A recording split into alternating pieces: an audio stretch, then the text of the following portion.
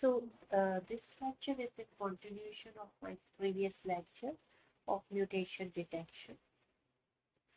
So what another technique of mutation detection is the restriction enzyme-based methylation analysis. As you know, there are CPG island in your particular, in the genome, in the human genome. Basically, what happened, this cytosine residues can be methylated, and once it is methylated, this particular target gene, the expression of this gene is going to be silenced, and once it is silenced, the protein that is coded by this gene may not be expressed. So no expression of the protein. So what happened in that case, you may develop a particular disease. So how to identify this methylation analysis, methylation pattern of these particular CPG ligand island? So in this, basically two types of enzymes are used. One is the MSP1, which cut the target site regardless of the methylation, and HPA2, which does not cut if the site is protected by the methylene residue. So in this you can see this is the particular target site, and if suppose this C is methylated, MSP1, which is a restriction enzyme, it will cut this particular site, and if this particular site is cut, in that case you will not get any PCR product if you are using the primers. Let's say this is the forward primer, this is the reverse primer. But if suppose the site is methylated and you are using the different enzyme HPA2, this will not recognize this particular methylated cytosine residue, and there will be the amplification. So on the basis of by using two different kinds of restriction enzymes, you can identify whether the particular site is methylated or non-methylated.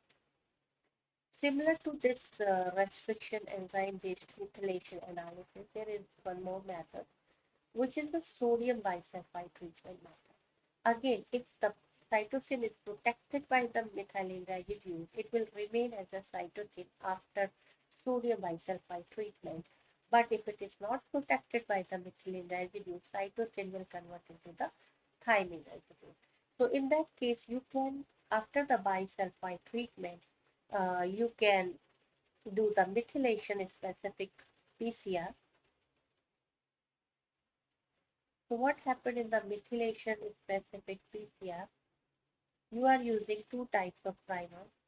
One that will bind to the T residue that will contain A, and one that will bind to the C residue that will contain G. If you are getting the amplification with this kind of primer, you can say that particular site is methylated. And if you are getting amplification with this primer, you can say that particular site is non-methylated.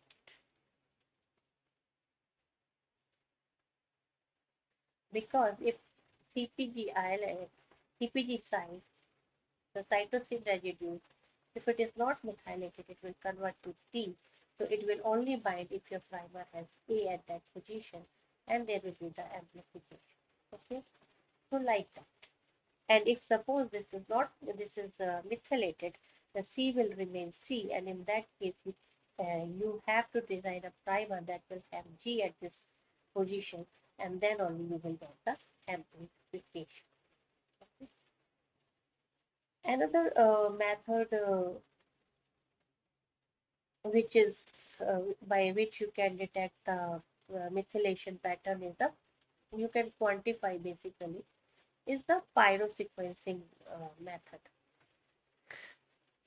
So in the pyrosequencing, what you can do, you have your target site, you treat them with bisulfite, then you use the same primer, no methylation specific primer. So you will get the amplification product. No matter if it is methylated or non-methylated.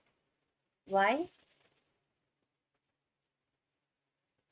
whether it is methylated or non-methylated. Why? Because you are not using any specific kind of primer. You are using the normal PCR primer. So what happened in that case? You will get the amplification product, and after that you do the pyrosequencing. In the case of pyrosequencing, what you are basically doing, you are adding one nucleotide at a time.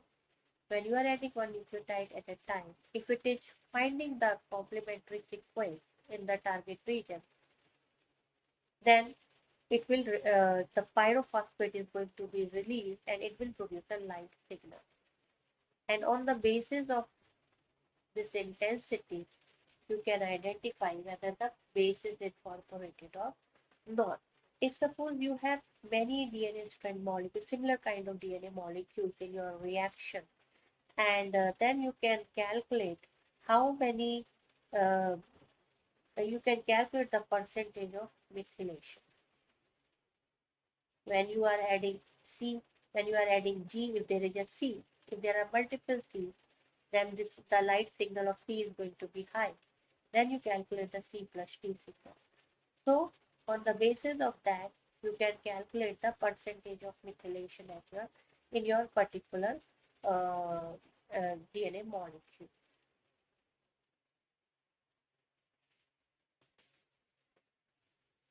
So again, pyrosequencing, if you see here, you can see it's a DNA sequencing method. When the nucleotide is added, the pyrophosphate is released and there is a light signal. And based on the intensity of this, you can identify which base which base is there in your target site.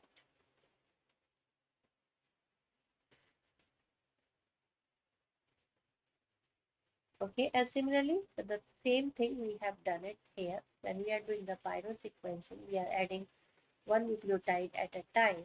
And if suppose there are multiple C's, then you will get the very intense signal for the C in comparison to the C plus T.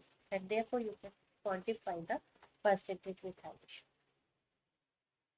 So now coming to the, and yes, summary of limitations of these methods are short read lengths, limited use for large scale sequencing, inaccurate detection in the homopolymeric region because there is a slight slippage. If there is a there are multiple A or multiple C or multiple G at a particular site, there is a slippage. Low throughput, high cost per reaction, error prone in secondary structure regions and high GC content. Limited read depth and sensitivity to rare variants. We are talking about this pyrosequencing limitations now. Not suitable for de novo sequencing or large genome assembly. De novo sequencing when you do not know what the sequence is there in the genome and you are trying to identify that. Manual steps required in the process leading to potential inconsistencies. Okay. So now coming to the, this is like a mutation detection method. But if you want to test for the specified sequence change, how can you identify? By introducing a artificial diagnostic restriction site. For example, this is your normal DNA which has A. This is your mutant DNA which has T. Now you design the primer in a way that it is producing the site of SCA1 restriction enzyme. So AGTACT basically is the target site for SCA1, but TGTACT is not. So in this case, uh, this is going to restriction is going to be there in your PCR product. Okay, so you can see the SCA digested product. You can see here. If it is there, you can say this is normal or this is mutant.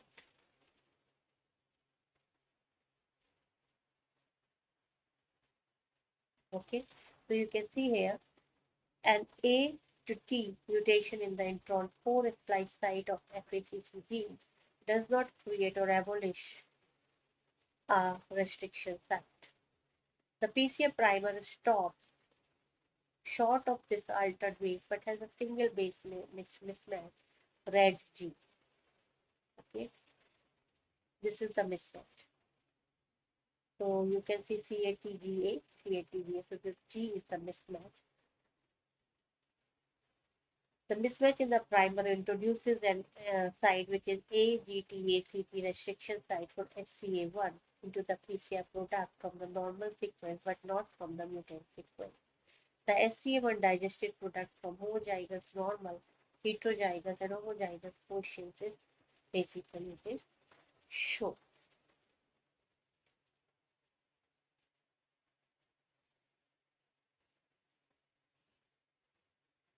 So if it is like homozygous, then there will be no cut. But if it is like normal, heterozygous or normal, then in that case you will get the restricted product, and that will run faster, and that is why you are getting it at the lower position. So this is like you are artificially creating a restriction site in your PCR product. So after amplification, if you are doing the restriction digestion, you can identify whether the person is normal or is having mutation in a particular gene. Now the second method is the TETRA-ARMS PCR method. This is basically TETRA-ARMS PCR.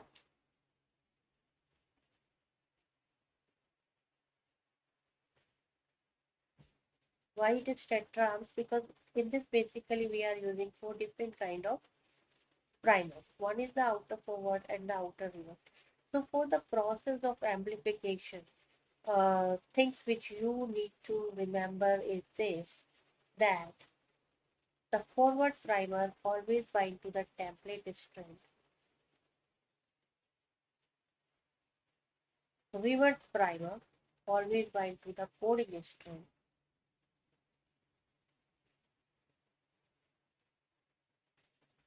And they should the 3' position of these primers, if this is suppose forward primer, then this is suppose reverse primer, then their 3' positions should face each other. Then only you will get the amplification. Okay. So what for example in this case, if you see here, this is the outer primer. Let's say if suppose this primer is always like 5' to 3' position. So this will bind to this particular strand. This is the forward primer, so this will always bind to the template strand. So in this case, this is going to be your template strand. This reverse primer, here you can see this is going to be 5' to 3'. So this will always bind to the coding strand. So this is going to be your coding strand. Okay. So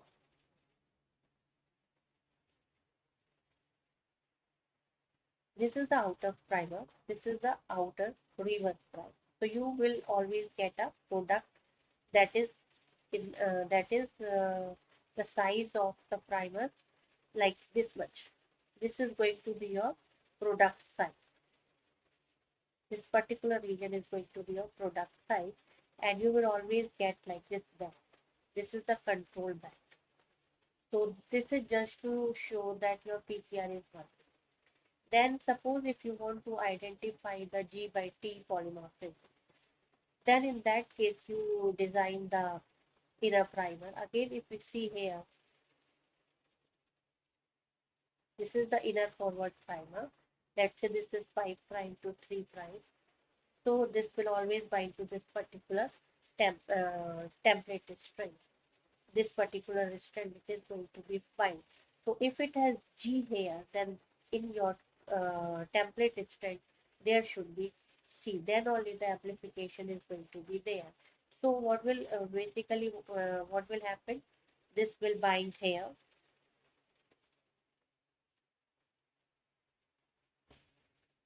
And this particular primer is binding here. So you will get the product in between this one. Okay.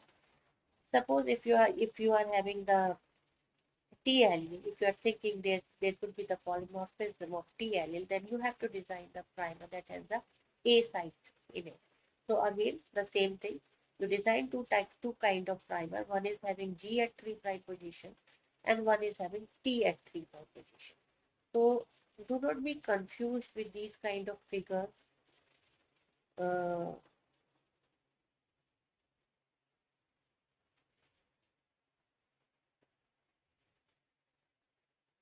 so what will happen? You have the inner forward primer. One will have G at one position if you want to identify G by T polymorphism. And then the another kind of primer, which is again inner forward primer, but it is having the T at that position. Okay. And on the basis of that, you can identify whether the person is heterozygous or homozygous. For example, if suppose only if the person is homozygous for the GLE, then in that case, this particular product you are only going to get. But if suppose it has only T at that position, then in that case also you will get the product by having the primer that has T at that prime position. Okay? And again, the length of these primers are going to be different. They are going to bind to the different particular sites, so you can identify the difference in the size. For example, if you are designing the inner forward primer that has G at 3' position, so what will happen? You design the primer like this, and the another primer that is having T at this position, you can have this. So in case of G, you will get the product like this. In case of T, you will get the product like this. So I think this picture is not pretty much clear. So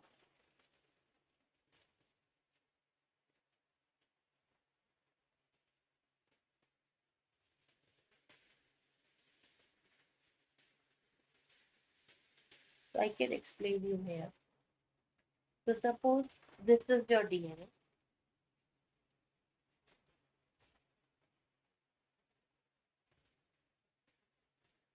We are talking about TETRA-ARMS PCR. This is your DNA. Okay. This is your 5' position of your DNA, and this is your 3' position. Then again, this is the 3' and this is the 5'. Okay. Now you design the primer. Let's say you want to identify the G by T polymorphism.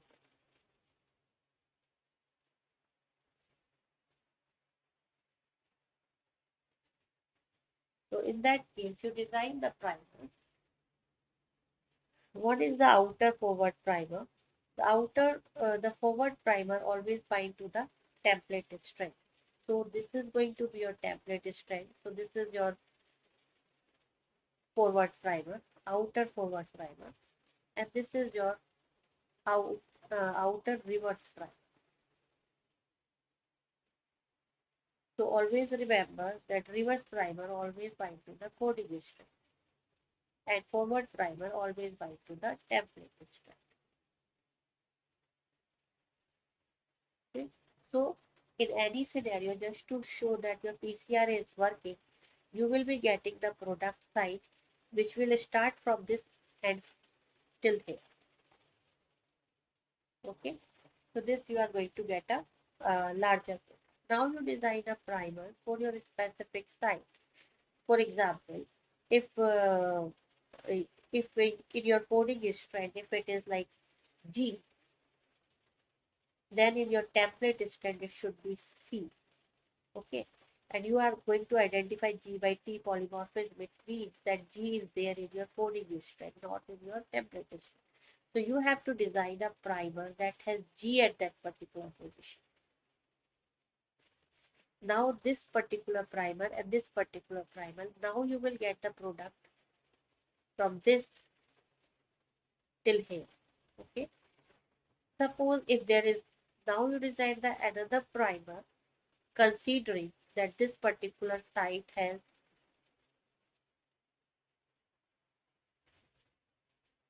your coding strand has T, so instead of C there is A. Then you will design the primer that has T at its 3' position. Okay, then you will get the product size from this till here. Okay, so that's how you are going to get a product. But and when you are designing these inner primers, and if suppose they both are forward primers, then you have to design a primers like that you are getting a difference in the product size. For example, this primer can bind to this side, but this primer can start binding from this side to this side, and the T primer can start binding from this side to this side or to some other side. So you will get a difference in the product size. Okay, so here you can say if there is a G by G, you will be getting the G specific allele amplification with the primer that is having G at its 3' position. If it is homozygous for T, then you will get amplification with the primer that is having A at its 3' position. And if it is, if suppose person is having one chromosome that has G and the another chromosome which has T, then you will get product from both the sides. So that's how you can differentiate whether the person is homozygous for G, homozygous for T, or heterozygous for G and T. Okay, so that's how you can do this TETRA-ARMS PCR. Another method is the oligonucleotide ligation assay. In this, what happened, you are using oligonucleotides. If suppose there is a mismatch at the 3' position, ligase will not join these probes, and in that case, there will be no ligation. Then there will be no PCR product if you are using the primer. But if there is a ligation, you will be getting a PCR product. So this is the oligonucleotide ligation assay. And in this case, this is a stuffer sequence which you can add by your choice. It could be of multiple lengths, and you can also label these stuffer fragments with the dyes or something. That the product, so that the product of each reaction can be distinguished by size and color of the fluorescence sequencer. Okay? And these are the primer binding sites, so you can use the universal PCR primer for these particular oligonucleotide ligation assays. So again, this is the primer binding site. These are the probes. These are the stuffer sequence, the green colored one, which could be of many lengths. It could be labeled with the dyes also. So for each reaction, if suppose stuffer sequence you are adding is of different length, so the size of the PCR product is also going to be the different. And if it is labeled with a different dye, then the fluorescence signal is also going to be the different. So on the basis of that, you can ensure that the product of each reaction is different by size and color of the fluorescence sequencer.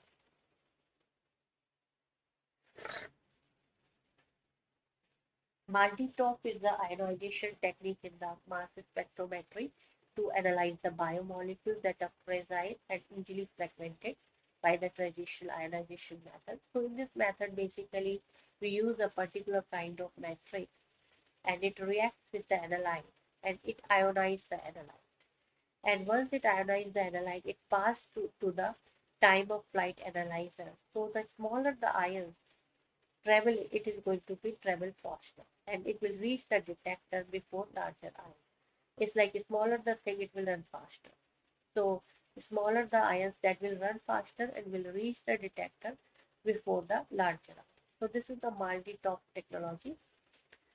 In this, the matrix are the small organic molecule that absorb the laser energy and assist in analyte ionization. So two characteristics of the matrix you should remember: they should absorb the laser energy, and they should be able to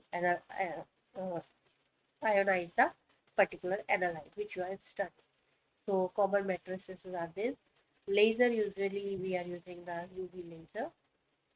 There is a sample plate where both matrix and analyte are co-crystallized. There is a vacuum chamber. It reduces the air molecules, allowing the ions to travel. There is a TOF analyzer. There is a mass-wise charge detector, which records ion signals and generates the mass spectrum. So what are the limitations? Matrix selection is very critical. Wrong choice can affect ionization. Limited ability to quantify analytes, interference from matrix signals at low mass by charge values. Matrix could interfere with the ionization process. Now, the another method is the MLPA method. This is a molecular technique used to detect the copy number variations such as deletions and duplications. So what happened in this case basically, uh, suppose this is a particular gene, this is like let's say 800 base pair long, but in case of particular disease, this gene has become 400 base pair long. So there is a deletion. So now you design the probe against this particular deleted region. So if this particular region is deleted, then this probe cannot bind to this particular sequence because this region is deleted. Okay. If this region is duplicated, then the signal is again going to be very high. So this is the MLPA technology. In this, the probe consists of two parts, probe A and probe B. Both must hybridize precisely to the adjacent sequences on the target DNA. For example, this is overlapping type of thing. These target sites are invariant regions, meaning they are highly specific and stable in the population. If suppose there is a deletion, one of both probes cannot bind, so no ligation and no amplification happens. Peak is missing or reduced. If there is a duplication, more template is available, the stronger the peak you are going to get. Like I said, if this gene is particular gene is 800 base pair long, and suppose in the patient or this gene has become shorter and it is now 400 base pair long, so some part of this gene is particular gene is deleted here. So you need to design the probes against that deleted region. So if there is a deletion, these probes cannot bind, and if these probes cannot bind, there will be no amplification and no fluorescence detector, because after this you have to do the capillary electrophoresis to see the peak. If there is a deletion, then there will be no binding. You will not find a peak, or you will find a reduced peak. Or if there is a duplication, you will get the stronger peak. So the advantage is a very faster technique. You can analyze 50 target molecules in one type by using the different kind of probes. Simple and cost effective. Requires a small amount of DNA, sensitive and specific for the copy number variation. Because when we are saying deletion, 400 base pair deletion, it means the larger segment is deleted. So this is copy number. So limitations cannot detect single nucleotide variants, SNPs, dependent on probe design. False negative possible with poor DNA quality. Requires capillary electrophoresis, as I said. To see the peak, you need to do the capillary electrophoresis. So that's all about this lecture of mutation detection. In this particular technology, TETRA-ARMS PCR is basically used nowadays too much. So just try to understand this. In this, we are using the 4 set of primers. Always remember, one is the outer primer, forward and reverse primer, that will give you the larger product, and then you are using 2 primers which are allele specific primers. So you will be getting the allele specific product. And it is not necessary that you have to design primers like both the forward primer should have one in a forward primer should have GLE, let's say, or another forward primer should have TLE. You can design the different sets of primers so that outer primers and the another set of the reverse primer can give you the product whenever there is a particular allele is present. For example, if you want to see here, I want to show you one paper where you can see this is This is, you can see, this is the forward and the reverse primer, outer primer, that will give you the longer product. Then again they are using the FO primer with the R1 primer, FO primer, and the RO primer will give you the larger product. Then FO and R1 will amplify the GLE, while the F forward inner primer and reverse outer primer is amplifying the another allele. So that's the way, that is also the way by which you can do the TETRA-ARMS PCR. Okay. In this you can say this is the forward inner primer, this is the reverse inner primer. Okay. In that case, what I was talking about, both the primers were inner forward primers. But in this case, you can see one is the forward inner primer, one is the reverse inner primer for the different alleles. So that is also the way by which you can do this.